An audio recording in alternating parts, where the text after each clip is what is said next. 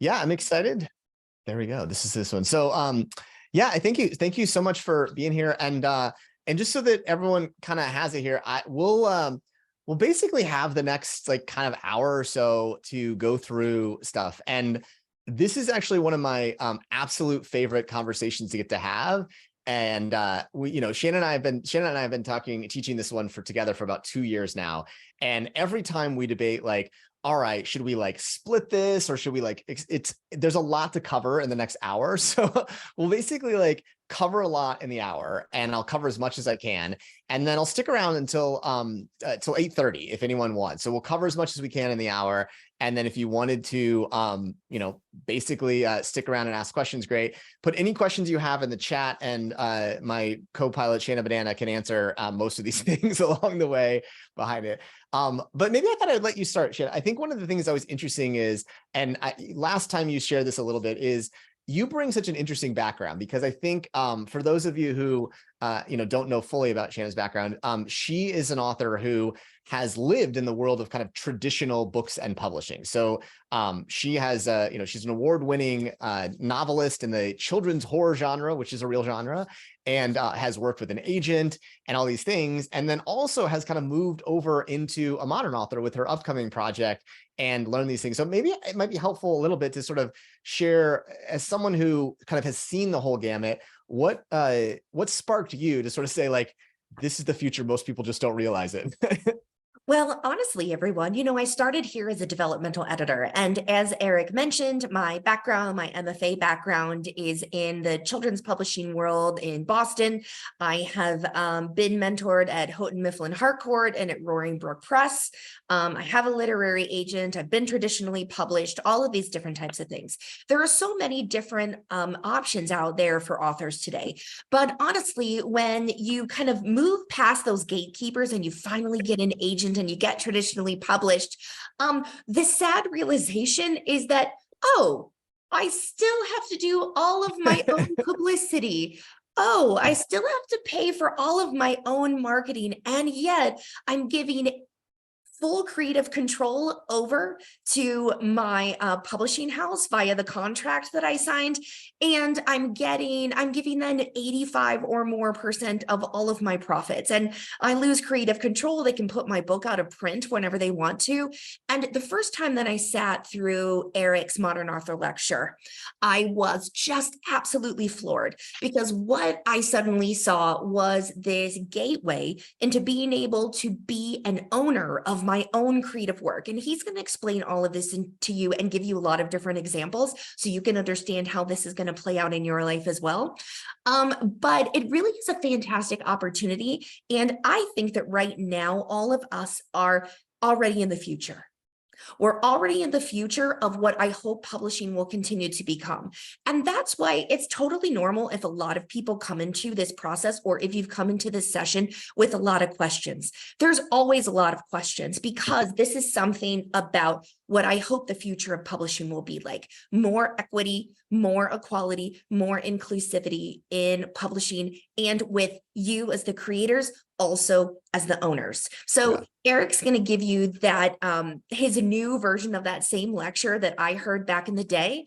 And I really hope that it inspires you as much as it inspired me then and continues to do every cohort. Yeah, perfect. And thank you so much for the setup. And again, I think it's what's important to sort of share here is that this is one of those things I often tell people, that this is the lecture I wished I had when I signed my first publishing deal. Because yes, very there's true. So many things that I didn't know and didn't realize. And the other thing to know is that a lot of things have changed and evolved behind it. So that's why we call this lecture Modern Publishing, and to understand that the world looks different, and it's not good different or bad different. It's just the realities of what it is today. So the big goal here is to give people a lot of information to really understand things and really get clear on what these pieces are. So we're going to cover 3 big things today. Number 1, we're going to talk about why modern publishing and modern authors, what that means and why it's important. Number 2, we're going to really go deep into what is publishing and how it works and how to think about it. And it is this black box that most people have perceptions on, but they don't really know a lot of things. And the last part of it is we're going to talk about book economics. And in particular, this is one that I think a lot of authors have big surprises when they go through and really realize some of these things, because a lot of people don't have concepts of how this world works. Now, as I said at the beginning, this is a bit like a fire hose. Like we're going to cover a lot of things today. And so I designed this to basically give you as much information as possible. I'll stick around and definitely be open to chat and answer anything that I can along the way. I also have office hours every week, but this is not meant to be like, here's a bunch of stuff and goodbye. It's meant to help you have context, be able to ask questions, and really be able to design your experience for you. Because a lot of the thing about being a modern author today is realizing that with great power comes great responsibility. And so that's really what we're going to try to talk through. So I'll start by saying this. It is an amazing time to be an author. I've, been in the world of books for a bit now with my own work, and it's the most amazing time ever. However, a lot has changed. And so the biggest thing to understand is when many people come into the world, they kind of have these questions or comments or thoughts. And a lot of it has changed and evolved, and that's a good thing. But it also is one of those things that you have to understand the world you're playing in. So I always like to tell people, if you're going to win the game, you have to understand the rules of it. And so a lot of it is helping you understand the rules, but also understanding that the rules have changed and what that means. So that's really what we're going to do, is talk about what does it look like to be a modern author, and specifically like what I've learned over the last 10 years in the industry and how those pieces play out. So the first thing to understand, and I want to make this really clear for everyone, our goal in manuscripts community is to know this: we don't launch books, we launch authors. And the reason that's important to know is that most people, when they think about a book, they're not just about the book, they're about all the things that come from it. So most authors really are looking for more things than just having a physical book. They want that book to get them on stages or in front of podcast audience. They want that book to lead them to instructional sessions where they can lead workshops or teachings. They want clients, they want customers, they want to use this book to do those things. So it's not the book itself, it's the author that really matters. So what does it mean to be a modern author? What is it? And this is something that I would say most people don't fully realize, that we all will need to be modern authors, as Shanna rightly pointed out. So this idea of launching authors is important because what we understand is that today's modern author, they have a lot more control, but they also have a lot more responsibility behind that one. So the key things that I think about when I think about modern authors are really these 4 core principles. And this is the types of people that I myself aspire to be, but many of your biggest named authors today believe in the same thing. So number 1, own your intellectual property and rights. Now this sounds funny to say, but that's not actually how it works in much of the book world. Owning your rights is not something that most of us get to do in the traditional publishing world. Number 2, you own your audience. You basically have to understand how you're going to build an audience to give yourself control. And that's a really, really important thing. The third one is using modern tools and coaching. There's this idea that you have control, but also how do you use the tools to do it? And lastly, maximizing your economic outcomes. And that's a really important one to understand. Part of it is when you think beyond just the book, it changes the way you think about it, and you'll see what that looks like for it. So the one thing that I will share with each and every one of you, and this is an interesting stat from our authors, we've talked to our community, about 85 to 95% of the revenue and earnings that they talk about from their book come from sources other than direct book sales. So a lot of it, when you recognize that, is you want to be really thoughtful about how you build an entire process around that one. And that's a really important thing to understand. It's about maximizing your holistic approach as an author. So the one thing that sometimes people will say to me is like, well, why shouldn't I just wait? Like I can do this later. I'll finish the book and then talk about it. And here's what I've always believed. You should know now, because part of it helps you have a better sense of the writing, the stages, the milestones. But the other thing to know is that a lot of what you'll find is the more we incorporate audience building into the process, the more success you'll have. And that's why the entire process is architected this way. And the last thing that's quite funny is what's interesting is when people understand their path forward, they write a better draft because they understand the steps and stages along the way. So that's really what we're going to focus on behind it. So the message here for everyone is that modern authors really think strategically. And part of this is basically because of the fact that we have to think about our books in a much more strategic way. And so I always start from the following platform here, is that your book opens doors for you. And now, having done this with 2,000 people, I love the fact that almost every author, sometime within the first 3 to 6 months of their book coming out, shoots me a DM or shoots me a text and says, Eric, you'll never believe what happened. And I always think to myself is like, I didn't know that would happen, but I knew something cool would happen, because that's the way books are. They have these things that are surprising to us. Like weird stuff just happens. And I mean, as a side note, like with my last book, I got to give a talk about my book in Citizens Bank Ballpark. That's fucking nuts. How does that happen? It's because books do weird things and they have these things happen. So if you think about that in that way, we want the work that you're doing as an author to drive the maximum benefits, outcomes, and opportunities. That's the goal. So we think about this as how do we maximize those outcomes for you? And so you have to have a strategy to do that one. And so part of the way that I've got to this point is because of my experience. I have a very different perspective on books because of the way I've come. So my first two books were actually traditionally published. They were published by CRC Press, and the second one was Taylor and Francis Press. There was called indie, or they're not indie. There was called kind of industry publications, and I'll tell you the details of exactly how they were. So the economics of the book were very traditional in the way they are. So the first thing to know is my deal with them was I got 10% royalties after the first 250 books for the first book. So the first book, the first 250 sales, I would get 5%. The next sales, I would get 10%. So that's what that is, number one. Number two, I don't own the books anymore. I don't own any of the intellectual property. I own none of that stuff. In fact, so much so that like, I can't print them and give them out in my classes. Like I don't own the rights to it. That's part of the deal of this one behind it. Now, the economics for that one were that way. And so the books did fine. The first book did fine. I sold in the thousands of copies, not millions by any means or tens of thousands, but in thousands. And so the math on this one, just to give you context, is every time I sell a book, so it's like, it's priced in that $30 to $40 range, I wind up getting about $1, maybe $1.50. So that's kind of the math on that one. So the first book did fine. I sold like, a little over 1,000 copies or so of that one. One of the things I was surprised by is there was no advance. There was no marketing for it. And I was really on my own. So the second book, I negotiated a little better deal, different publisher, 10% or 5% for the first 100 sales, and then 10% for the remainder. Now I did a lot more marketing on this one. I did a lot more work and it sold in the, 5,000-6,000 copies, but still the math was the same. So for all that work, couple grand is what came out of it. But that's how it was. Again, I don't own the work. I didn't have control over when it was released. I didn't choose the covers. That's how that book was. Now that's just how it was. That's called the deal. So for the next book I did this one of this kind of hybrid self-publishing. And here's what's interesting. So first off, the math is very different. So we own it in this way. We actually like funded the cost to produce the book. And what's interesting now is, so those other books, they sell at the $30 to $40 range and get $1. Every time we sell a copy on this one, we wind up getting $6. So the book is like at 17, 18 bucks, we get $6. So the math is very different. So these other books sold more books in their first year. This one produced way more profit. And so that's kind of the difference in it. That's this new model. So for me, this was about, 2.5 years ago, I had 2 new books that I was working on, and I was trying to figure out what I wanted to do with them. And so I decided to take them out and go see. So I met with over a dozen publishers, multiple agents along the way, had all kinds of different opportunities to sort of see it, to figure out what I wanted to do. And what was really interesting for these 2 books is I ultimately made the decision that I wanted to do this style of publishing, this author-owned style that we'll talk about. And the reason for it was that really the ideas of creative control and kind of the way to think about it from an economic outcome. So that was the choices here. I'll tell you how the books did behind it, but I'll tell you one funny story. I met with a guy who was an agent, and I told him what I did. I told him where the books were, stuff like that behind it. And he was kind of funny about it, but he said some stuff. He's like, if I were in your shoes, I don't think I would go with us. And I was like, well, that's really weird. Who says that one? Well, a couple months later, he left and he shot me a note.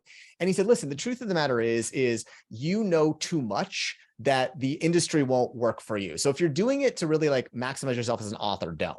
So that's really what I would say is what happened to me to learn these things. Now, what I realize now is that the part of the reason that I understand modern authors is because of the way this program started. So about 8 years ago, we first did this first class, Georgetown gave me this responsibility. They said, listen, you can do the class, but there's 2 things that really matter. Number one, this publishing can't just be for the rich kids. You have to make it accessible to everyone. And number 2, the students have to own their intellectual property.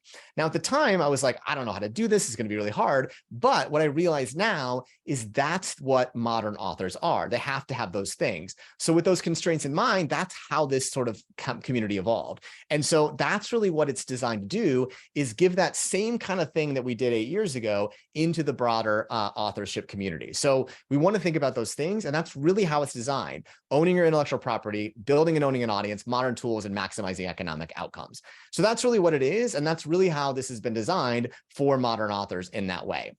So the key thing I will tell each and every one of you is successful book outcomes don't happen by accident.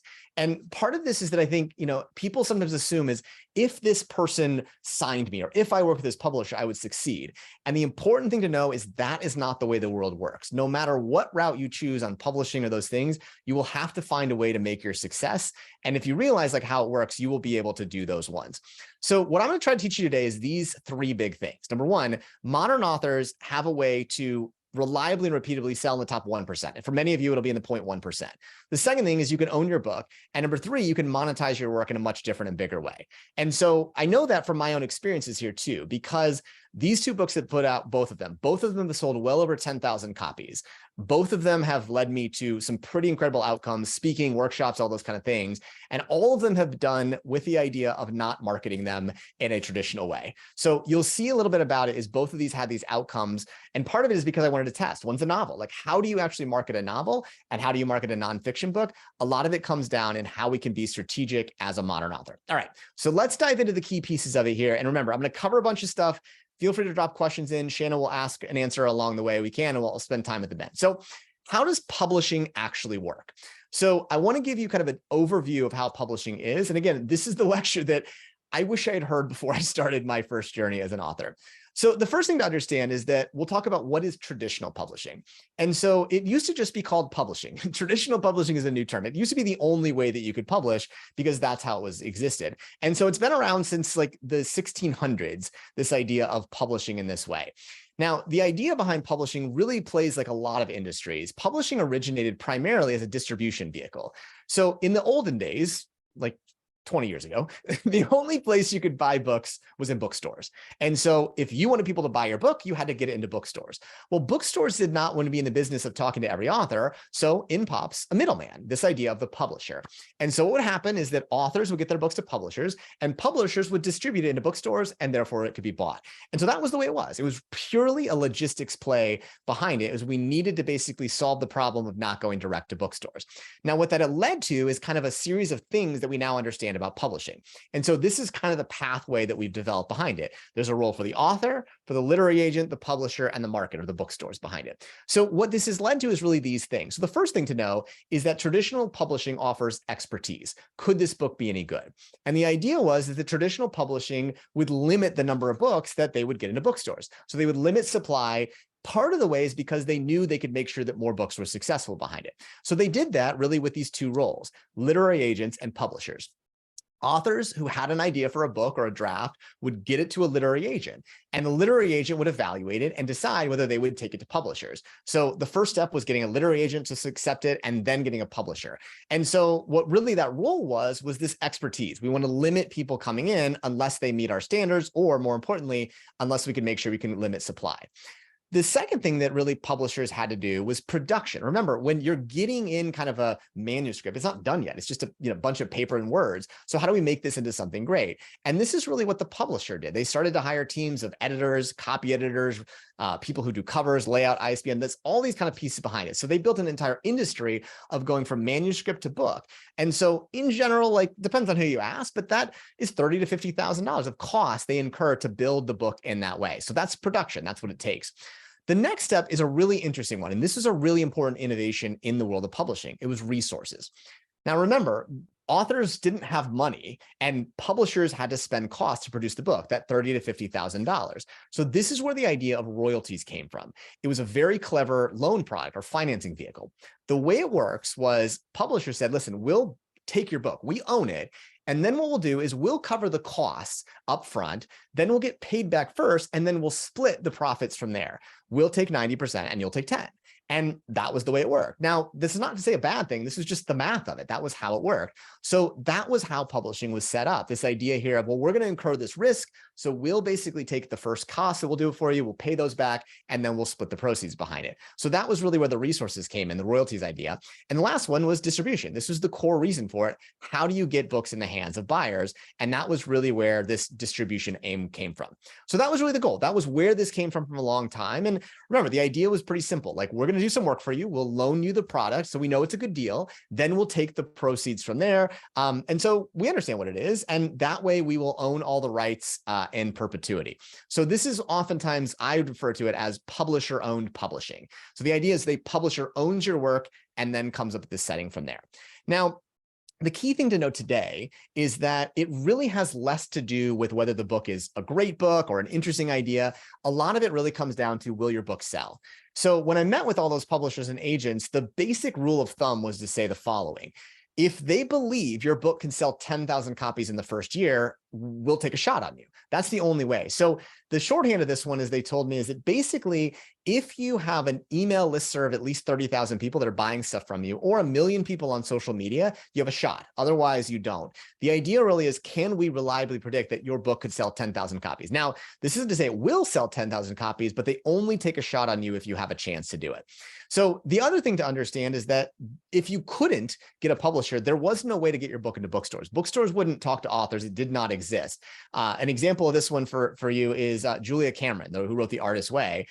She wrote The Artist's Way. They didn't like it, the publishing world. So she literally photocopied it and stood outside of bookstores and sold it until someone took notice. But that was it. There was no game in town. There's no way for you to do it otherwise. So the only game in town was to have a publisher to get your book read. And so part of that meant that that was the deal. You didn't have choice. So when I signed my publishing deal, there was no other option. There wasn't self-publishing as a thing. And so that was the deal, and that was the game in town. And that was really how it worked. Now, all of this is to simply say, historically, publishers played a very important role. They made sure books were high quality. They made sure it didn't cost the author anything out of pocket, and it was widely available to readers. That's the piece of it. Now, what's changed? Well, publishing has evolved quite a bit. In particular, over the last 5 years, it's been explosive changes. And what I will tell you is this is not just about books. It's really about the entire creative industry behind it. And the way I would describe this to you as the biggest trend today is creator as owner. What we've seen is a radical shift in the way that we celebrate the creators, the people who are the artists, the musicians, the people making movies, and our authors today. And I'll give you a good example of that from one of my favorite musicians today. And we're all friends here, so I'll admit to you, I'm a big T Swift fan. I'm a Swiftie here. I haven't gone to her show, but I would like to. But Taylor Swift is a great example of this trend in action. And so for those of you who followed Taylor Swift at all, you may have seen that recently she's been doing something that's kind of an odd thing. She's re-releasing her music. Now, you may not know why, but she's doing it because of this movement. So Taylor Swift, no one would have predicted that she would become Taylor Swift. Like, it just wasn't the case. When Taylor Swift was young, she was 14 years old. She was a country music artist, didn't come from the family industry, and lived in Nashville. And so she, like a lot of people, signed the deal that was put in front of them, just like me. You signed whatever the publishing deal was for her record label. And in that record label, what they said is that we own all your rights and we will give you a small, piece whenever anyone sells it. Now, what happened though, is when Taylor blew up, she didn't own her rights. And what started to happen is that people started to sell her music off. So they sold her music to several people and it ended up in the hands of a guy named Scooter Braun. Now, Taylor Swift and Scooter Braun get together like oil and water. They're not good together. And it really came to a head when Taylor Swift, A, didn't approve that who was going to, but B, she started producing a documentary. Now, that documentary was about her life, and she was producing a documentary, and she went to the owners of her music and said, hey, I want to play my songs in my documentary about me. And they told her, no, unless you pay us. And she flipped the F out, which I would, which you should, right? It's her music. But they told her that she couldn't do it. They own the rights to it. And so Taylor Swift was upset, which understandably so. And what she realized is that because she'd given up all the rights to it, she couldn't do anything with it. However, she found an interesting thing. She had owned the songwriting rights to it. So she was able to basically re-record all her music. So she recorded on her own dime, she produced it in herself, and she put it back out there. And now she's the owner of her work. So that's why she's re-releasing it, because she wants creative control. She wants to own it. She wants to have these things. So she won in some ways behind that, but that's an example of what's happening. Artists want to find a way to own their work. Another example is Chance the Rapper. So if you know anything about hip hop, Chance is one of the biggest stars in hip hop, but his origin story is very interesting. He came out as kind of a streaming artist, basically a guy who was putting out his music on to see what people did. So he put his music on Spotify, and people started to take notice. He was giving his music away for free, performing in clubs in Chicago, and basically started to grow. He built such an audience that he was the headliner in Chicago for Lollapalooza. And he started producing a new album called The Coloring Book. Now, like a lot of artists, he was trying to figure out his own path. And so people began approaching him about signing with them, signing it to their record label. And so Chance met with every single top record label. He met with all of them, talked about it, and they all asked him the same question. Do you want to sign with us? They all offered. And he asked them one question back. I don't want to give you ownership of my songs. And they laughed and said, that's not how it works, kid. So he left and he decided not to sign with any record label. And he released his album, The Coloring Book. Now, people thought he would be a failure. It didn't. It blew up. It became the first ever streaming only album to chart on Billboard. He didn't charge for the album. He gave it away for free and it blew up to the point where it was a commercial, huge success behind it. But it was also a critical success. People began to sort of talk about this as the new album of the year. And so the people who loved it tried to nominate him for a Grammy. Turned out there was a problem. So the Grammys are put on by the Recording Industry Association of America, RIAA. Now, what you don't know is that to be nominated for a Grammy, your record label has to nominate you. Chance doesn't have a record label. He owns his own music. And so a huge brouhaha erupted because they couldn't nominate this guy because he didn't have a record label. It was such a big deal that they changed the rules to allow artists who own their work to nominate themselves. Not only was he nominated 7 times for Grammys, he won 3 of them, the first ever time it's happened. And what happened next is Chance began to produce other artists so that they own their work behind it. So this is what's happening. This idea of owning your work and being able to monetize it is huge. And this has gone into the world of authors, this idea of authors as owners. Remember, historically, authors don't own their work. I don't own my first 2 books, neither does Shannon. That's part of the way the world works. But what's changed is the fact that we no longer reliant on someone to do distribution. And that has really been driven by Amazon. Now, whether you like or hate Amazon, it is irrelevant because they are the ones who've been the biggest driver for us to have more creative and outcome control. What Amazon has really done is allowed us as authors to go direct to our audience. And what's crazy about it to know is that Amazon is the biggest game in town. Depends on who you talk to, but somewhere estimates will say between 60 and 80% of all books are sold on Amazon and similar online platforms. It's huge. And what's important to know is that one is Amazon doesn't limit people. So it's not like in bookstores where they used to be that the publisher had to get you in. Now that changes. So what's changed is 2 big things. Number one, Amazon has allowed you to go direct to your consumers. So you don't need someone to say, yes, you can sell here like Julia Cameron. But number 2, that changed the world of bookstores. And this is an exciting thing for us. 2 years ago, Barnes & Noble's CEO made a seismic announcement, and that was this. Barnes & Noble no longer has national distribution for books. It is all done at the bookstore level. Now, that's been happening in indie bookstores for a while. But what that means is that the big publishers can't come and say, you must carry this book. It doesn't work that way. The stores decide. Why does it matter? Because we can get our books wherever we want now, just like we do on Amazon. One of my authors named Olivia, she reached out to 60 Barnes & Nobles in her local area. 38 of them carry her book now. So the idea here is understanding that we've democratized access in that way. Now, the key thing to understand is that still means you have to make a great book. So it's, because Olivia's book was great, she was able to do it, but it's changed the entire way behind it. So traditionally, people would give up their rights. Now we have a greater control of the destiny. And that's really what's changing in the world of creative today.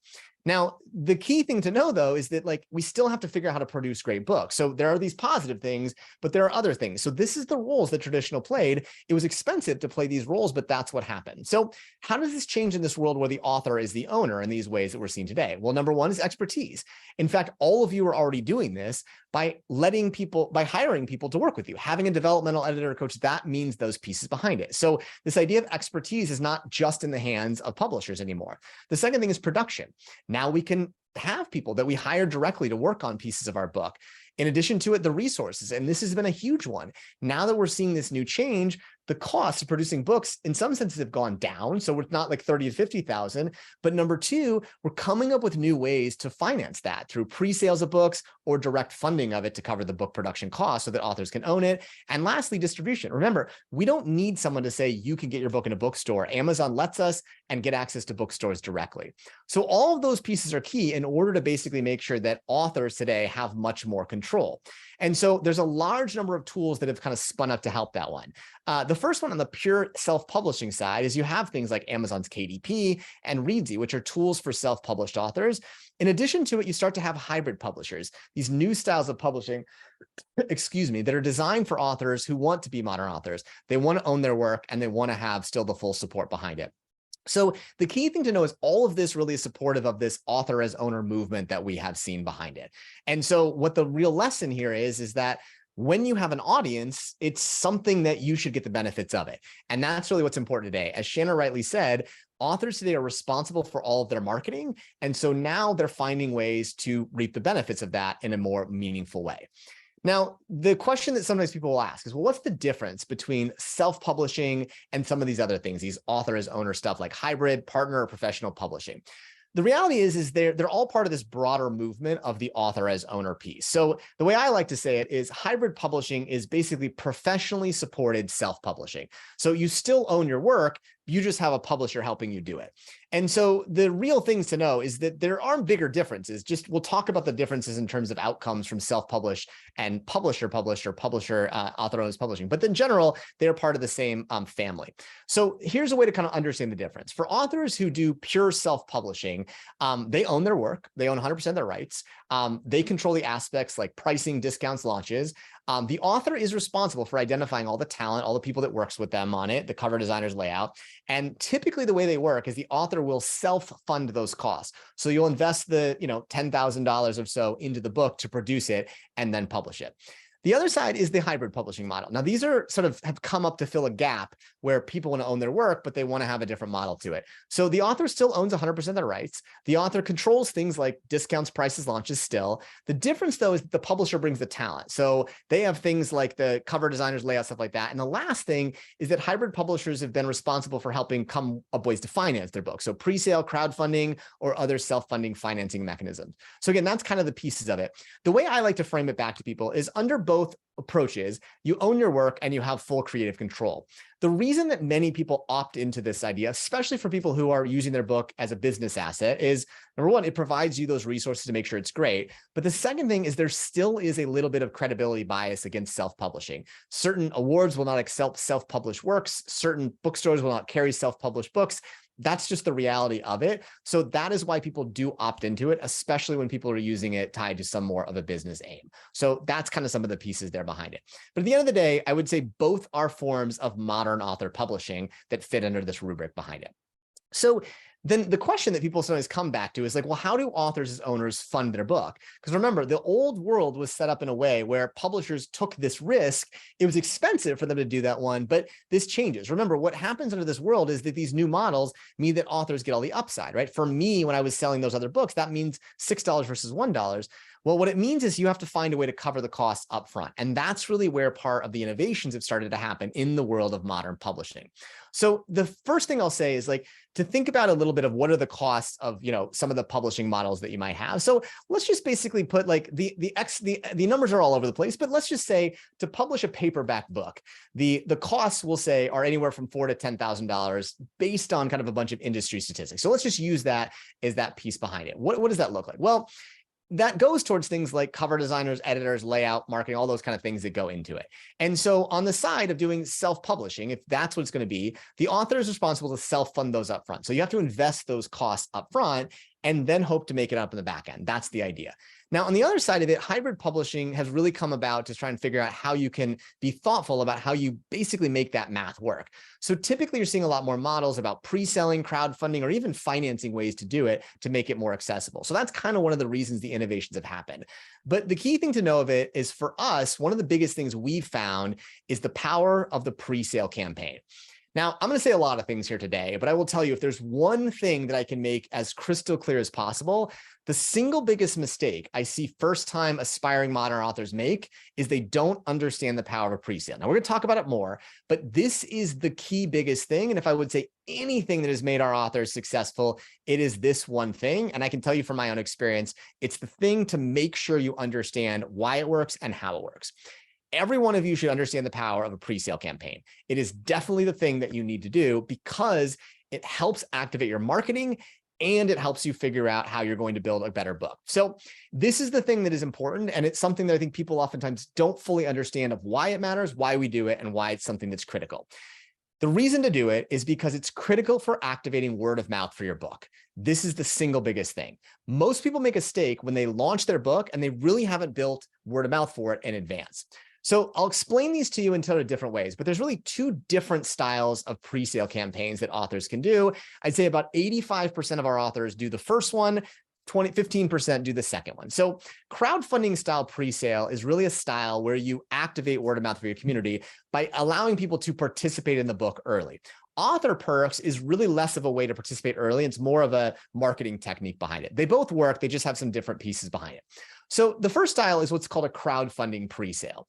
And this is the one that I'd say 80 to 85% of our authors opt into. In general, the way that works is about 6 months before your book is about to launch, you do this. And in that process, you allow people to buy in. They may buy a ticket to your launch event. They may buy an early access to the book. They may be speaking, whatever those things behind it.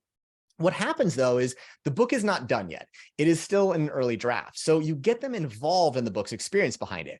What's powerful here for those people is that the reason this works is for many authors, they're able to make this, there's no out-of-pocket costs. They've pre-sold their book to cover it. It doesn't require a big audience, as we'll discuss a little bit further. And the most important thing is people feel connected to the book. They get to read it early and give feedback. The cons are for some authors, they're looking to have kind of a tighter release from announcement into the time they do it. It also does require a little bit of a higher price point for authors to do it. We'll talk about why that is, but in general, people have a higher willingness to pay in this way. So here's an example of what this looks like from a guy named Scott White. It looks kind of like this. This is sort of what his campaign looks like, and people can support him in different ways. They could buy a ticket to his launch event. They could hire him to speak, all these kind of different ways that you could use to monetize the knowledge in the book.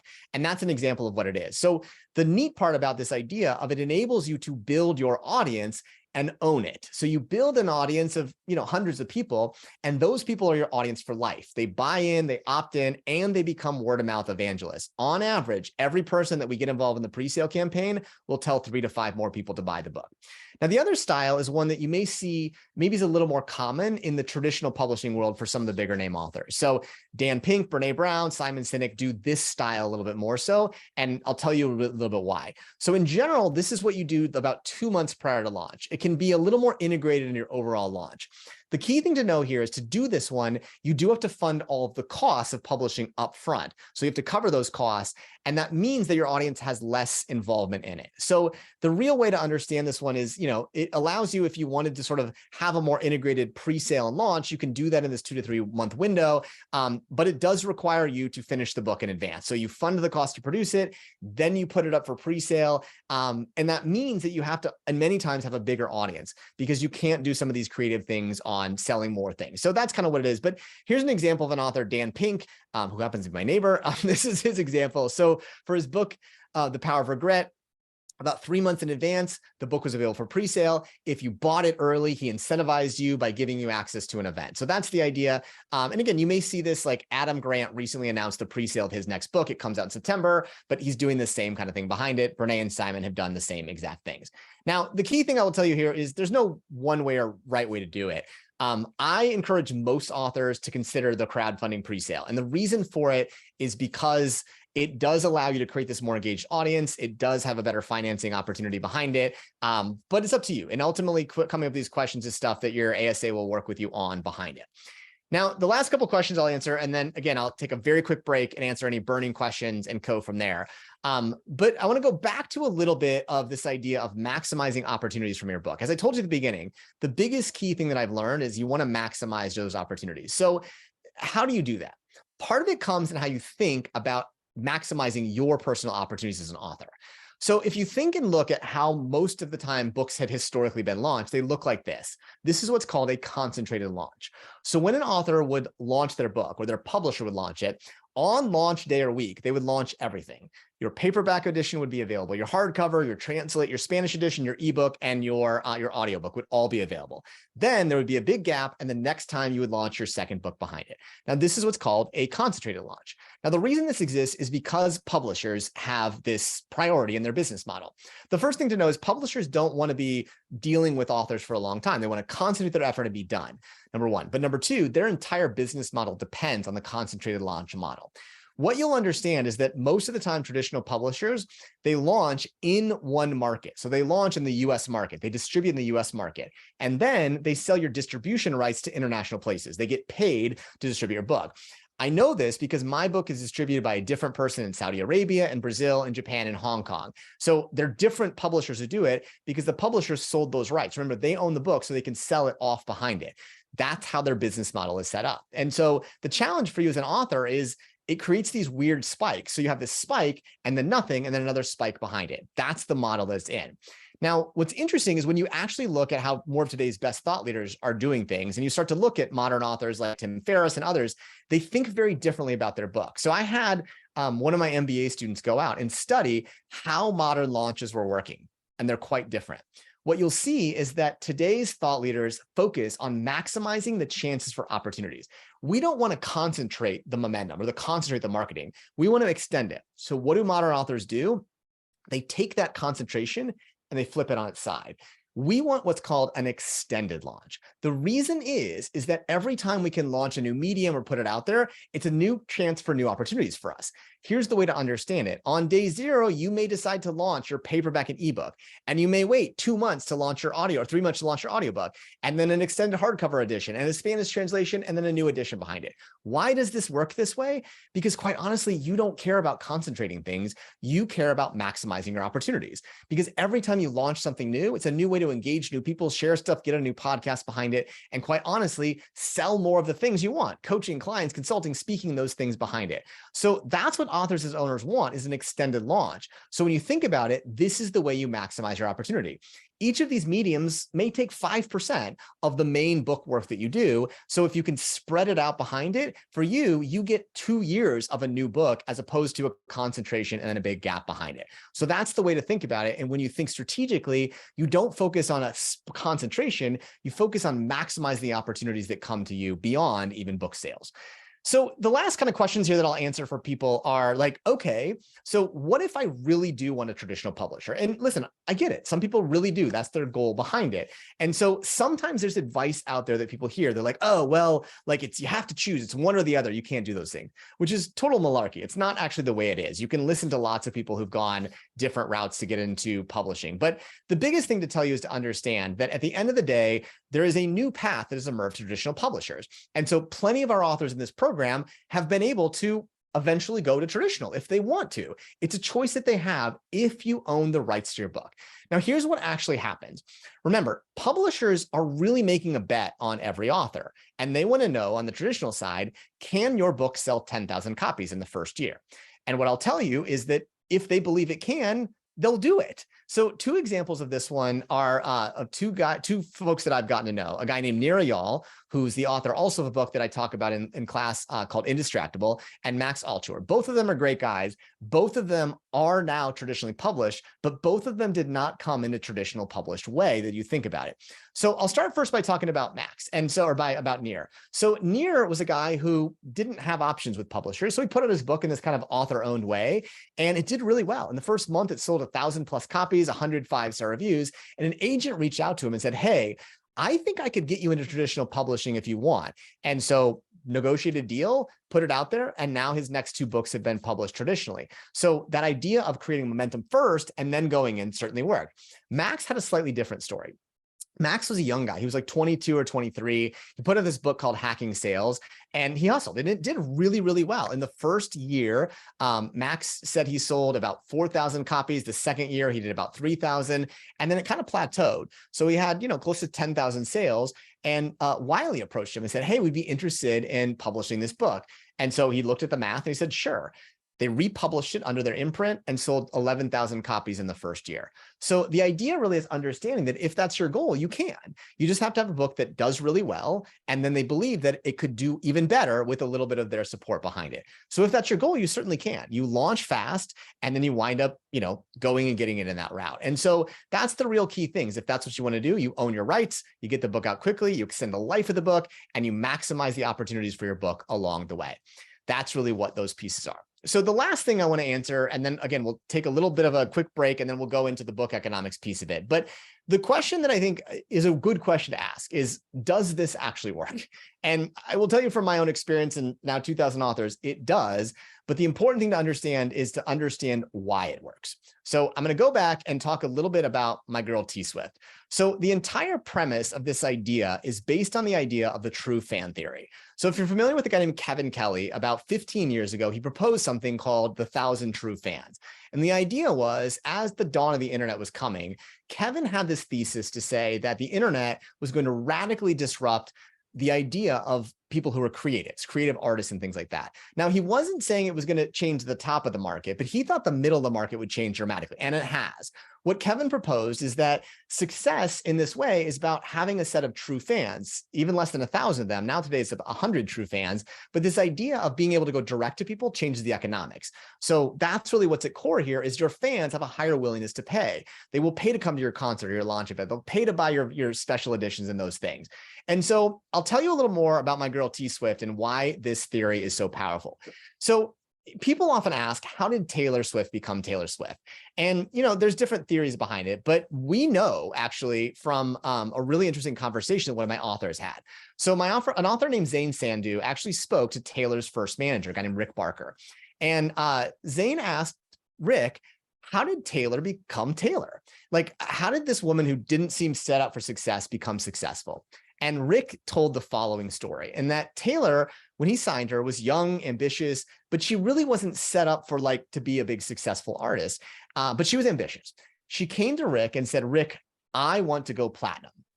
And Rick kind of smiled at her and said, that's 500,000 records. That's a lot of albums. It doesn't happen very often. She says, I know, tell me what to do and I'll do it. And Rick was like, okay, Taylor, here's the thing. If you want to sell 500,000 records, you're going to have to shake 500,000 hands and hug 500,000 people. And she said, okay, I'll do it. And if you watch Taylor Swift's early career, it's a masterclass in fan activation. She would play at any church picnic, at any county fair, at any mall, and she would play her heart out and she would stay as long as it took to meet every person. That's her thing. And what's crazy to think about is all those people still believe that Taylor is their person. They still see her as that fan. That's why her success is so much so. So we understand that's the key thing behind it. And so the advice here is to be like Taylor Swift. So the neat thing to know is that to have a successful book, you don't need thousands. We just focus on the first 200 to 300 fans. That's the whole goal. And everything is architected around that. Because if we can activate your first 200 to 300 people, everything else gets actually very exciting from there. And so we're going to talk to you a little bit about the premise behind it. Is based on this idea called the modern author fan strategy. And this is something that we developed that is one of the powerful things that we bring to authors is we know exactly what it takes to have a book that reaches its targets. And so we call it our 3,200 strategy. Now, this is really what each and every one of you are going to be taught as you start to move into your marketing sprints behind it, is we know authors who do these things achieve their goals. 100% of authors that do these things have exceeded their targets and goals along the way. And it's based on these 3 activities that you're going to do to activate fans. Number 1, all of you will go out and have 30 conversations with people over the phone or internet and tell them that you have this new book coming out. You'll do at least that many. Number 2, all of you will build a list of at least 200 people that you will reach out to on the first day when you announce your book and tell them you'd love to get them involved. And number 3, all of you will share stuff about your book on social media and you'll get 200 likes and comments and you'll reach out to those people. This is the key thing. There's no magic, there's no rocket science, but this is the way that authors will activate 200 to 300 fans. And what's cool about this one is we know exactly this thing works. We've done it this many times behind it, but the neater part about it for all of you is it scales. So for some authors, they will just do the 3,200, 200 or some combination of it. And if you do that one, that's typically what authors who sell $10,000 plus of books do. So 3,200, 200, typically authors will sell that much in tickets, books, and sales behind it. But if that's something as a starting point, you do 60, 400, 400. You have 60 conversations and 400 outreaches and stuff like that. Those are the authors that sell in the $20,000s of dollars. If you do more, if you do 90, 600, 600, 120, 180, 80, these are the authors that sell 30, 40, 50, 75,000. That's kind of how it is. So the nice part about it is that. And so these are all examples of authors who do that one. They go out and are able to really, really reach out to people. The funny thing about it is it's not about having a big audience. It's about having an engaged one-on-one audience. You reach out to these people one-on-one. And that's really the secret of it. As I told you, this is what it's like to go out and hug people and shake their hands and play in church picnics. So the TLDR is be like Taylor. So again, That's a ton about Publishing 101. The summary here for each and every one of you is, number one, modern authors have publishing options. Now we do. So you have to understand and be strategic about it. Number two, building the audience is the biggest thing. There is no magical thing that happens that suddenly have an audience. You have to build and own it. You have to use tools to think about how you're going to finance it. You be strategic, and you remember that there is no one way or path. And that's really the key pieces of it. So I know there's some questions that came in. I'm going to pause super quickly. Is there anything, Shanna, that I missed that you wanted me to cover here in this one, or wait till we get into the next piece of this? Absolutely. We just had one question that would be pertinent to talk about now, and that's here in our chat. Does the author perk example mean that you can pre-sell through Amazon? Yes, that is what it is. So the author perk style is one that is set up for authors. So in general, that style of it is a sort of a different style of a launch. And that style behind it is you say, okay, I want to pre-sell through Amazon. The key things is you have to have the book done. So you have to put it up on Amazon completely done. And the proceeds don't come out to you until you actually finish the book, until it's actually published behind it. So that's how it works, certainly in those ways. And happy to walk through it for people, but that's exactly how it kind of plays out in that sense. Cool. All right, so let me keep going through a few things. I know there's a ton of stuff here, and I'm going to kind of try to go through this next part of it. But the one thing to know here next is I need all of you to get in the comments, because I'm going to have a little bit of a quiz for you to help us with this next piece to participate along the way. So I want to talk about book economics, because this is an important one to understand. And the key thing that I'm going to talk about book economics is this is why we want to focus on launching as an author, not just launching a book. And so what's important to know here in all these ones is that modern authors understand the math of books, and you want to understand the math so you can be strategic about it. That is the key, most important thing behind it. And so when you do this one, you can use the knowledge to your advantage. There are no ifs, ands, or buts about it. You have to understand the math to use it to your advantage. So the first question, which is a really great question, and I think people are like, I guess I never thought about it, is, will my book make any money? Now, why is this a good question? It's a good question because the vast majority of books do not. Experts will tell you that somewhere around 90 to 95% of self-published books will never make back the amount invested in them. And even crazier, traditionally published books, these are the cream of the crop. Less than 20% of books will ever return anything to the author at all. And so it's crazy to think about that in those ways, is that in general, books are loser product propositions from the book sales perspective of it. Now, you should. And I think that's the key thing behind it, is that it's set up in a way, if you do this the right way, that you should. And that's one of the things that's clever about this process. But in particular, it's designed to make sure that you don't lose money. And that comes down to how we leverage this idea of the pre-sale campaign to be very effectively. So that's really what's important here. The key thing to understand when you think about being a successful author is to remember that the metrics of the book are not sales. Sales are not the metric you want to focus on. Instead, you want to focus on reach and profit. So here's the point where I want to do a little bit of a, audience activation piece. I want all of you to go into the chat right now, and you're going to ask you a big question. So here is that question. The question I want to ask you is, I want you to imagine the median traditionally published book. So pick all the biggest publishers, Penguin, Random House, any of them. And I want you to think of the median book, the middle book of all those ones out there that are sold. And I want you to guess in the chat, how many books are sold in the first year of that book's publication? So a new book's coming out in the next 12 months. How many books does the median traditionally published book sell in its first year? All right, you got 1,000. What other guesses we got? Everyone put your guesses in there. 5K, 800. Keep guessing here. Any other guesses people have? Let's see, 4,500, 7K. All right, 2,500. Okay. You're all terrible guessers. So that's the most important thing. These are all realistic guesses to guess, but I will share with you the actual number of books in the world of traditional publishing in the first year that are sold: 250. 250 books. I know people's faces right there. I got to look at a Brad. Brad, your face is right. I saw I think you might have cursed. I'm probably not cursed, but I understood what you were doing there. But yeah, 250, which is crazy. And I'll tell you, my first year of my first book sold, I think about 700 copies or something like that, which is really great. But I was like, that's it? That's it. Yes, that is it. 250 copies. So that's traditionally published. So I want you to open back up the chat again, and we're going to do another Q&A. Now I want you to think about self-published books. So I want you to think about self-published books, and I want you to think not in the first year, but lifetime. So according to The Guardian, which studied over 10,000 self-published authors, how many books does the self-published book sell lifetime? Go ahead and put that one in the chat. 10. Brittany went way low on that one. All right, 100, 1,500, 200. What are the guys there? 5,000, 1,500. 250. All right. So 300. All right. So other than Brittany, you're all also terrible guessers, because here's the real stat. About 40. The research will tell us that in the life of the book, it will sell between 25 and 50 for the typical median self-published book. Again, something like 95% of self-published books will sell less than 100, which are crazy numbers to think about. Those are the true numbers behind it.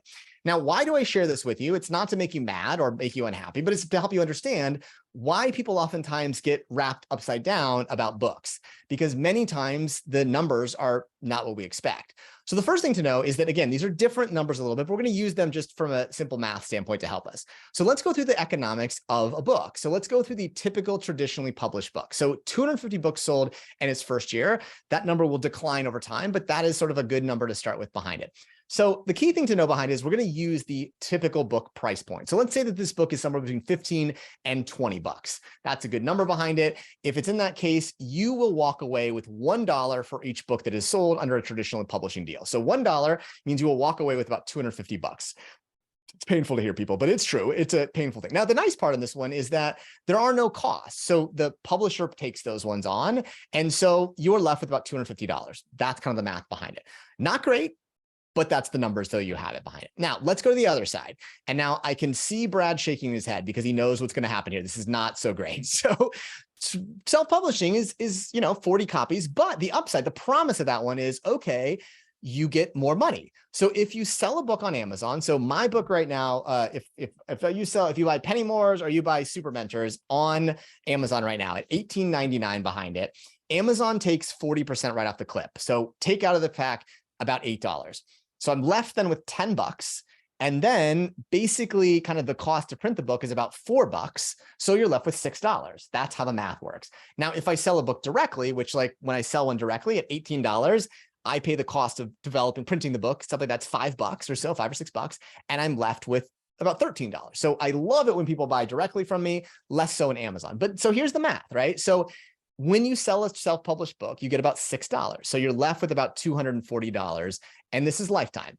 Now, this is why Brad is shaking his head, because remember, what happened now is even on the low end, if you invested $3,000 to produce this book, I know Brad, the mouth is going up again, Brad. It's not good here behind it. You see what happens here.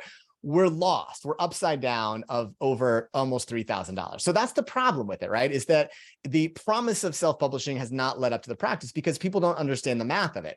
They expect they're going to make it up in volume, and the volume doesn't come. Now, why do I share this with you? I share it with you to understand of why I go back to the importance of the pre-sale. The pre-sale is the single most important thing you can do because number one, it will build your audience. And number two, it's going to be the way to finance the cost of the book so you don't have a money-losing book. So this is what the concept of pre-sale publishing is. And the way I want you to think about it is you think of this as two launches. Now, this was the innovation that why I was able to do what Georgetown asked me to do, which is help people who are not rich to do their books and to make sure that people owned it. You think of this as two launches. So the way that you want to think about this one is you want to activate this group of fans. And the way we do it is you simply sell tickets to your launch event. Now, people say, like, does that actually work? The absolute truth, it does. People have a willingness to support you on average of $65 to $95 to spend on you to buy a ticket to your launch event that comes with the book, virtual or in person behind it.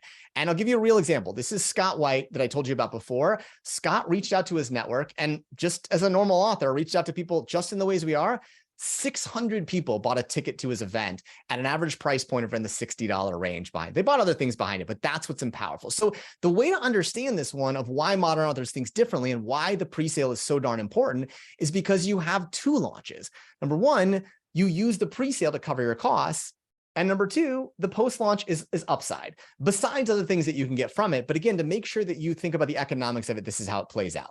So let's go back to the math. And I'm going to use some real numbers here. So The first thing to know is that when someone does the pre-sale process and they do the 3,200, 200, the typical author will sell about 275 books. Okay, so that's the thing. So in the pre-sale, the typical author who does this sort of, 32 or 200, 200 will sell about 275 books. So that will come from people who buy the launch event ticket, other things behind it. And then let's go as conservative as possible. Let's just say that after the book comes out, that you sell 10 copies a month, right? Then the first year, let's just say that one a day. And then, so again, just to be upfront about it, let's just put it as low as possible, 10 books a month. Now, even in this case, if you hit these minimums right here, you still sell almost twice the amount of a traditional published book in the first year. But just to be hyper conservative, these are the numbers behind it. So what does the math look like? Well, here's how it plays out. The first thing to know is that we encourage authors to price a ticket to the launch event at $55 at the minimum. I would encourage you to do it more. People have a willingness to pay in the $60 to $90 range. So when you do it in that way, that produces almost $15,000 or over $15,000 worth of proceeds, which is great. Now you can apply that to things like your paperback, your artback, and your cover design pieces of it. Now, on the other side of it, remember, you own the book. So when you release this one, it's $6 a book. And so it's $600. Definitely not something in and of itself to be it alone. But remember, then the other side of it comes out. So if you apply those proceeds to your paperback, hardcover, and audiobook, you're still left with something afterwards behind it in that way. And then everything else there is upside. So the nice part behind it is that, again, you are playing to make sure that you start from a place of at least breaking even on the book and then have more upside from there. So when you think about it in this way, you use the pre-sale to cover the costs and create upside. But the bigger thing, and this is the core reason it's so important, is the pre-sale doesn't just cover your costs. The pre-sale is designed to create marketing. And what we found is every person that gets involved, all 275 people on average, tell 3 to 5 more people to read the book. So this is where this post-launch becomes even bigger than people imagine along the way. Now, here's the other thing that's interesting is that we believe that tickets are the base. So the idea here is you want to sell tickets to it. And that's really what's powerful in this process.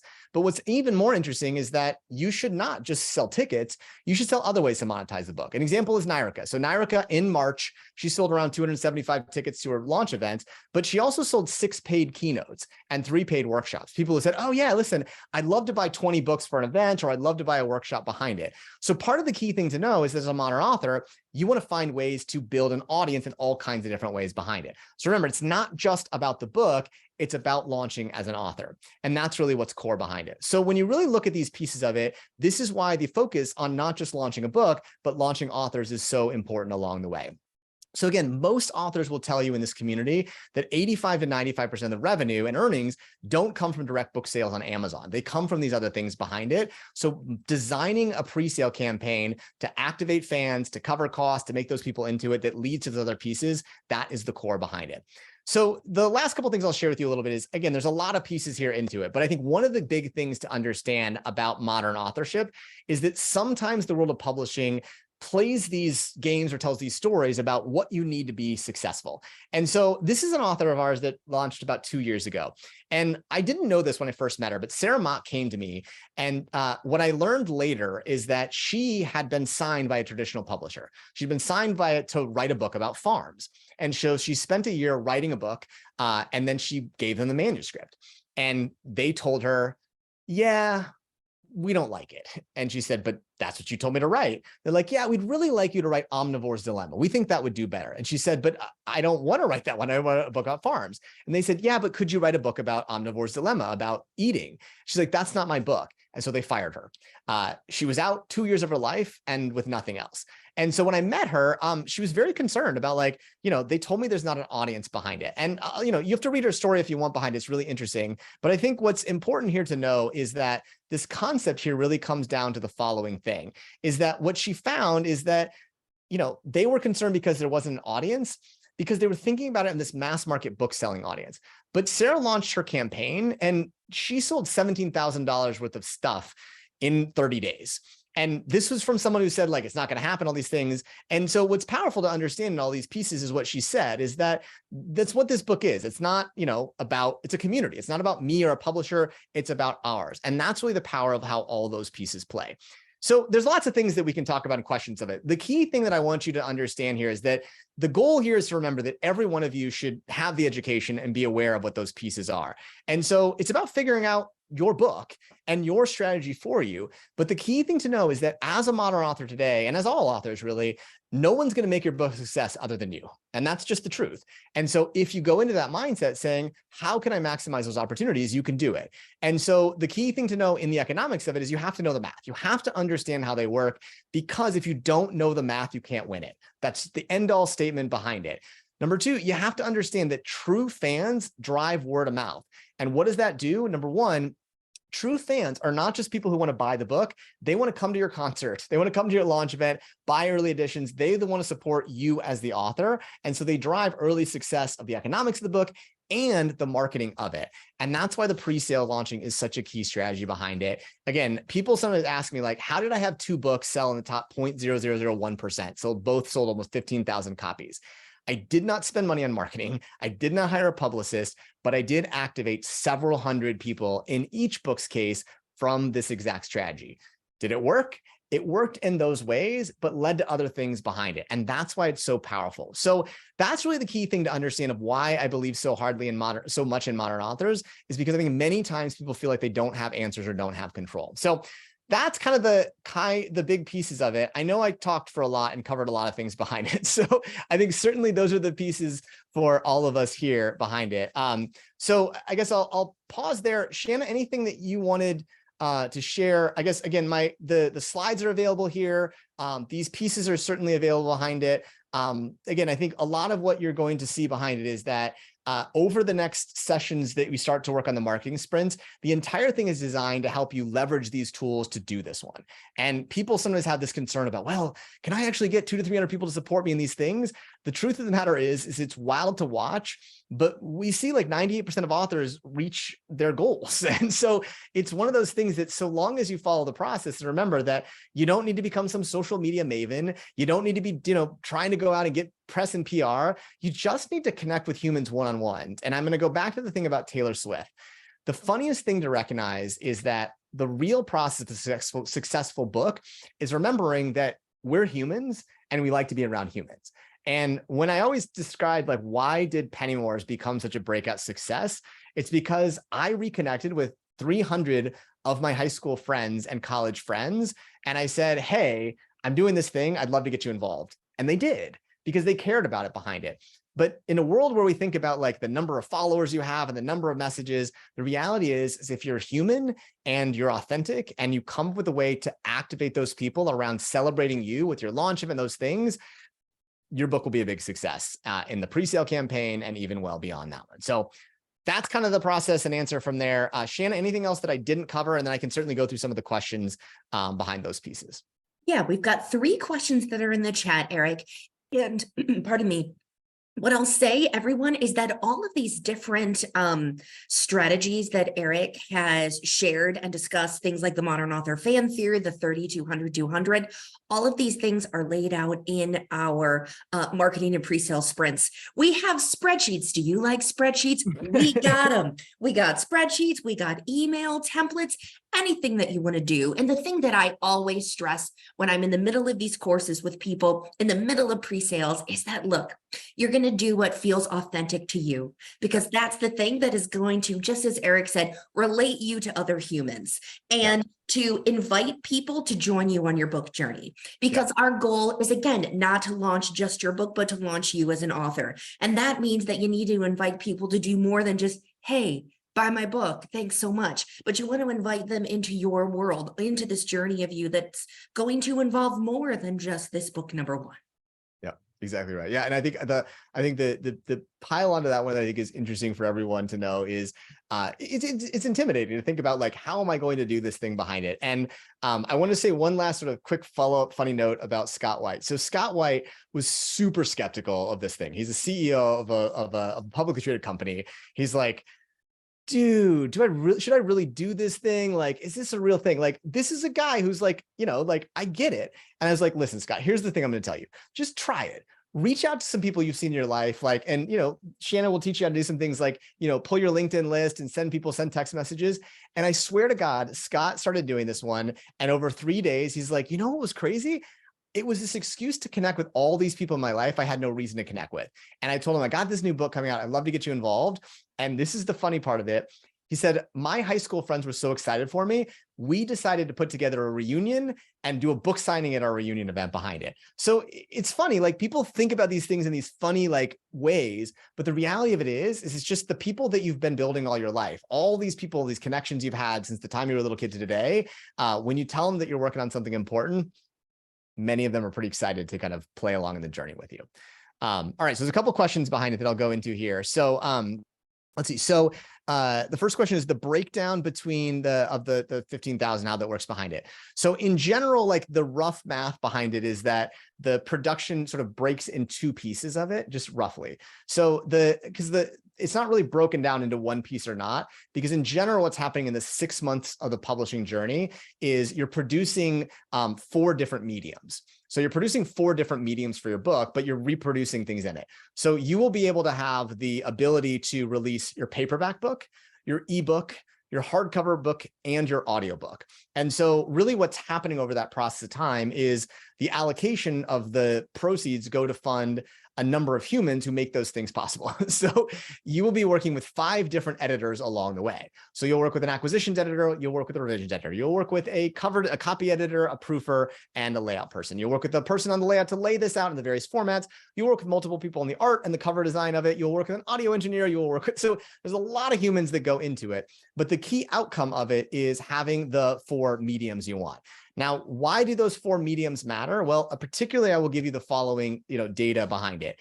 In general, what we will tell you is, if you think about this in the right way, as these are opportunities to create opportunities for you, is that you want to have something that you can release multiple times in your first year. So on your launch day, most of you will decide to launch your paperback and your ebook.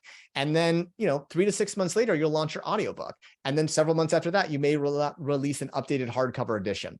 The reason for that one is because you want something to market that allows you to celebrate those things behind it. But the reason I think those mediums are so important is, number one, the paperback and the audiobook, or excuse me, the paperback and the ebook are the most commonly purchased ones. But some people really like the idea of a hardcover. And so having it is a low ability to sort of do something different. But the last one is the audiobook. Now, what's crazy about audiobooks is, of all the mediums of books, this one has exploded the most over the last 10 years. And what we find from the data across our audience is that for you all as nonfiction authors, which most of you are, 40 to 50% of your purchase of your book will be on audiobook, which is insane to think about, but that is the real numbers today. And so the reason we would encourage you to delay releasing your audiobook is because you announce the other ones and the people will buy it. And then when the audiobook comes out, the same people who bought the other one will be like, oh yeah, I prefer things on audiobook. I didn't even read the other one anyway. So it's an interesting way to do it behind it, but that's really what it is you produce those mediums behind it. And once you have them, there's all kinds of ways that you can print them out, give them out, and other ways behind it. Once you own the book, the other thing to know, as we talked about before, is you can print them at cost at any time. So when I go give a talk, so I'm giving a talk at a university here in September, they ordered 300 copies of the book. Well, what I did is I actually purchased the book at $5 a book. So I printed them out for that one. And I sell them for $15. So I went and making a $12 spread in it because of the way it's done. So that's what happens when you own it. Once it's the first one is produced, the economics change in that one. Let's see. So Aloni asked the question here about, is it possible to wait to make your book available on Amazon until you begin shipping copies of your author to your author community? Yes, you can.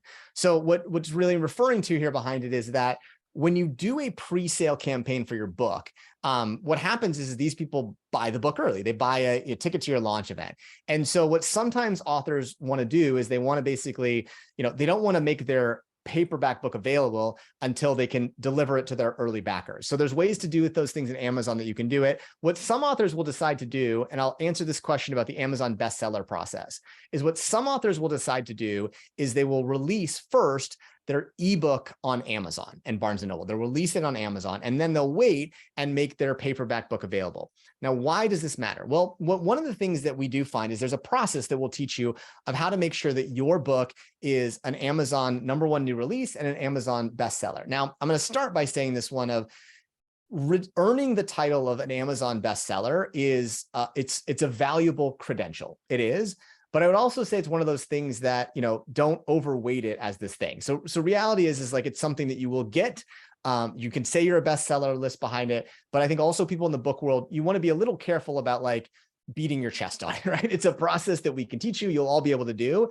And so it is good, but also one of those things that, it's a process. So the key thing to understand about how we help authors do it is by having this fan base of 200 to 300 people. When your book is announced or when it's published, you will typically price your ebook at 99 cents for the first 2 weeks. Now, the reason for that is you will go back to your early fans and say, hey, cool news, it's available for 99 cents. Will you buy it and leave a review? Because you want early reviews and you want early momentum.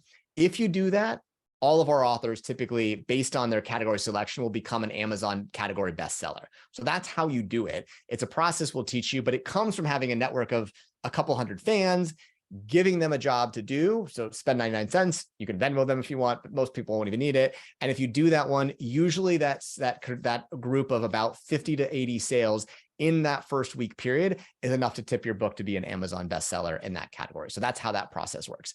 So Sherry asked the question here about, oh yeah, so when's the book available for pre-sale? So great question. And so I'm going to answer this question. I don't know the exact answer to the actual question, but I want to give a bigger question to the macro question you have. So Shannon can tell you when it will be available specifically. The pre-sales will launch. We call it like, we refer to it in this way as, when will you do your book announcement? And so you announce the book, and at that time you announce it's available for pre-sale. So that's how we had talk about it is my book will be announced, let's say like November 15th or something like that. I don't know what the date is, but the bigger thing behind it is this.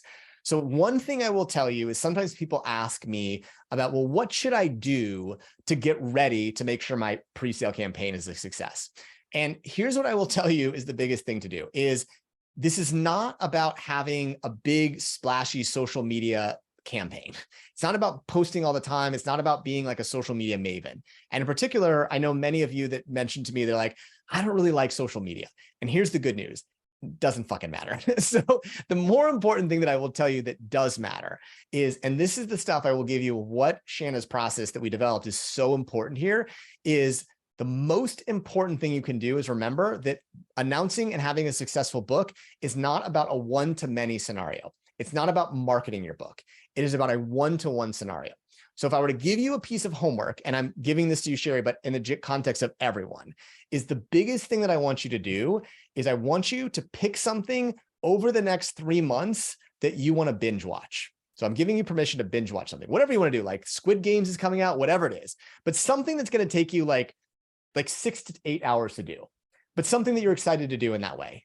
And I only want to let you watch it when you're building a list of humans that you're going to reach out to one-on-one during your campaign. So what Sherry's going to do is, I think Sherry's probably going to do Bridgerton. Bridgerton, maybe that could be yours, or it could be Squid Games is really, anyway, something. So what you'll do is you'll turn on something that you want to watch. You'll put your laptop on your lap and your phone in your hand, and you'll basically go through and start going through your connections on LinkedIn, and you'll add them to a list that you're going to reach out to. You might like them or whatever it is. But the key thing, as I told you with Scott, is Scott got 600 people to buy a ticket to his launch event. He only engaged like about 600 or 700 people. It wasn't that crazy thing, but people wanted to opt into it. So that's the process of anything is don't worry about being all active on social media, doing this stuff behind it. It is not about how loud you are, it's about how authentic you are. And I'm going to say this again. Successful campaigns are not about how loud you are. It's about how authentic you are. And so the key thing to do is go watch Bridgerton or whatever it is. But when you do it, build a list of people that you're going to reach out to one-on-one, and it will play in a lot of different ways. All right, here, let's see other questions here. That's See. the last question that's in the chat, Eric. Wow, that was amazing. Sort of 13 whole minutes to go. What other questions do people have? Comments, thoughts? And the one thing I will say too for anyone is like, if you do have questions, just reach out to me or anyone. Like, this is not meant to be like all right, good luck now. It's basically to give you a lot of information, because a lot of what happens now over the next 3 months or so is you start to develop your strategy. And when we talk about the 30-200-200 as this framework, it's based on these 3 activities. This is what people do to build fans: one-on-one conversations, direct relationship outreach, and social media engagement. Those 3 things. Now, as you build your strategy, like if you don't want to do any of the 200 of the social media stuff outreach behind it, then don't. Then just know you up the other ones. So that means I'm going to do 60 one-on-one phone conversations and 400 outreaches directly in that way. So it's just a numbers game. But what I love about the 30-200-200 is that it's a tactical thing that it's very specific to do. We know that when authors do all three of those things, 3,200, 200, 100% of them have sold in excess of $10,000 in their campaign. 100%. It's like not anything that we have to worry about behind it. You just have to do the process, and it certainly works in that way. Let's see. So let's see. Yes. So this is, yeah, Peter, you're absolutely right. This is not the end conversation. This is the start. So basically what I would say this is designed to do is to essentially help you start to figure out what your strategy is going to be. And so I think different people will want to do different things. And part of it is if like, you know, come to my office hours any week you want, if you want to talk things. So Tuesdays from 4 to 5, I would say probably 80% of the time we talk about pre-sale and launch strategies. Like that's usually it. So like Peter, if Peter comes to me and says like, hey, Eric, I'm really interested in doing something that's more of a, like, I really want to do something that is focused on just a business audience. How would you recommend doing that? Well, we talk about what those things looks like behind it. And so it just depends a little bit, right? Like some people want to do different things behind it, but yeah, it's designed to basically help you think about these things and start to identify pieces of it. At the end of the day, the specific thing that every one of you should be thinking about is how can we get a group of 200 to 300 people involved in this book before it's done. And if you do that one, you will have cracked the Taylor Swift code, which is you get people involved. Those people will become your evangelists. Again, on average, they tell 3 to 5 more people to read the book, and they play a big role in financing the book. So you have these people who invested that are part of it, and it really does lead to pretty exceptional outcomes there. Now, if you're thinking more about, you want to learn more about the other strategy, the author perks process, certainly reach out. And I'm happy to kind of talk about what those things are. They're just different strategies. And I've tried both strategies behind it. The reason sometimes people would try to do more of the author perk style sometimes comes down to how they want to organize their launch. And so that is sometimes the way it is. So if you want to do something like, I really want to launch my launch specifically, I don't want to have the pre-sale like that one, then we can talk about it. But they're all just different strategies of the same goal. How do we get an early audience base who's supportive of us? Let's see. The quality of the book is important. Yes. So Peter is also right. But I will tell you something that's very interesting. One of the things to know about this process of building this beta reader community is part of what you're going to find is the other benefit. And this is something we didn't really talk about as much, but one of the things that's also so important about having this pre-sale campaign is these people will help you make sure your book is killer. Because here's what happens. Once you have this list of these 200 to 300 people, all of them are going to have basically opted in to be one of your beta readers. So you're going to send them all your introduction and get their feedback on it. You're going to send them chunks of chapters and get feedback on it. And I will tell you, the people often ask, like, so our community has produced more National Book Award winners and finalists than anyone on the planet since 2020, like almost 250 now. It's like unbelievable numbers. But when people ask us why, the reason is because to make your book to be killer, exceptional, whatever it is you need more pieces of feedback. You need more of it. And so many times authors don't have a way to create that like stickiness to it. So you'll certainly have great editors and frameworks and stuff like that. But part of it is you'll be surprised if you have more people reading it, they can give you more feedback to make those things better along the way. So that's the other benefit is those people become your readers and your supporters in those ways. And I put this in the chat too, Eric, everyone, you're going to have the opportunity to work with your developmental editor to revise and copy edit your introduction and your first chapter. And this is what provides you with that material that you can send out to your beta readers. Yeah. You won't send your first draft. It'll be your introduction will usually be like your second, third, fourth-ish draft behind it. But yeah, it's a neat process. And I think, many of those things, the introduction is one that I think I ended up publishing version like 11 of my introduction. So it changes a lot on that one, but it is a neat tool to get people to be buying. And again, I think what is so cool about that entire process is that you will all be very surprised at how many people are excited to support you. And the one last piece that I will leave you with in this one is that to remember, when you do this when you invite people to your launch event, sometimes people get a little concerned and they think, oh yeah, but like my book is about, X. It's about business, it's about finance, whatever it is behind it.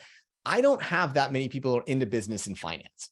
Now, here's what's really, really important to understand about the pre-sale campaign. People are buying the author, not the book. And so they're big fans of Sherry because they've known her for a long time. And so they're buying her and they want to come to buy her launch event for it. But here's why this thing works. So what happens is people that have loose connections with you, someone you went to church with, someone that you know from high school, they buy the book and then they realize that they need to introduce you to other people because I'm not the perfect person, but I want to share this with other people. So remember, it's about kind of having breadth of people that are looking for an excuse to engage with you and let them do the next step.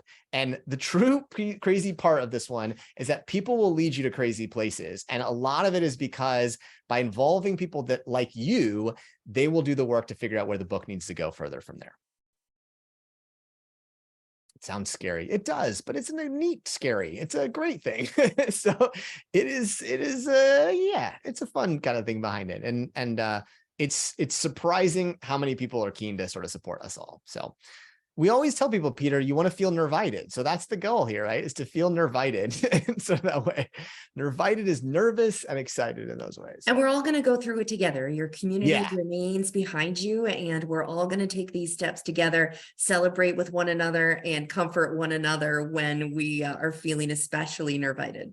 Yeah, I think that's right. I think I'll be, and I'm not sure of the timing exactly, but I will be doing my campaign sometime around the same time as you. So I'm doing Pennymore's 2. We're going to announce the announcement of that one sometime in the fall. So I've done this many times before and I'm nervous as shit, Peter. So it's, don't worry, it doesn't go away anymore, but it's also kind of one of those cool things that I think I'm oftentimes the things that I'm most nervous about are the things that are the most worth doing and wind up exceeding my expectations. So therein lies the magic.